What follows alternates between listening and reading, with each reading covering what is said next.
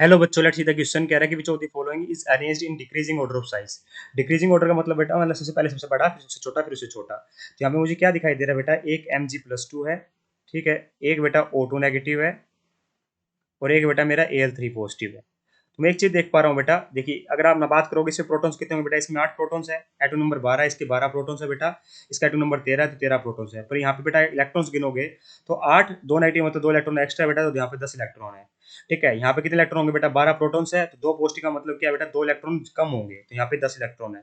यहाँ पे बेटा 13 प्रोटॉन्स है, 3 पॉजिटिव का मतलब 3 इलेक्ट्रॉन कम होंगे बेटा, तो यहाँ पे क्या है 10 इलेक्ट्रॉन है। इसका मतलब सभी सब क्या है बेटा, यहाँ पे ये आइसो इलेक्ट्रॉनिक स्पीसीज है।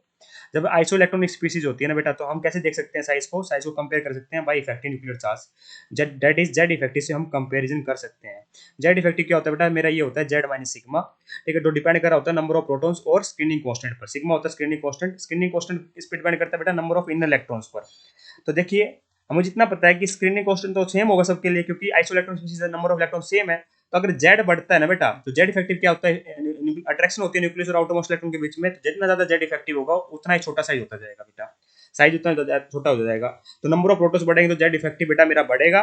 जेड इफेक्टिव बढ़ेगा तो साइज क्या होगा बेटा, छोटा होगा। जेड इफेक्टिव इनवर्सली प्रोपोर्शनल होता है मेरे साइज के। तो यहाँ पे बेटा नंबर ऑफ प्रोटॉन जिसके ज्यादा, साइज उसका सबसे छोटा। तो ज्यादा नंबर ऑफ प्रोटॉन किसके बेटा, एल्यूमिनियम के, फिर Mg के, फिर O2 नेगेटिव के है। सबसे बड़ा साइज किसका होगा बेटा, फिर O2 नेगेटिव का होगा, फिर Mg पॉजिटिव का साइज, Mg2 पॉजिटिव का साइज होगा, फिर बेटा मेरा Al3 पॉजिटिव का साइज आएगा।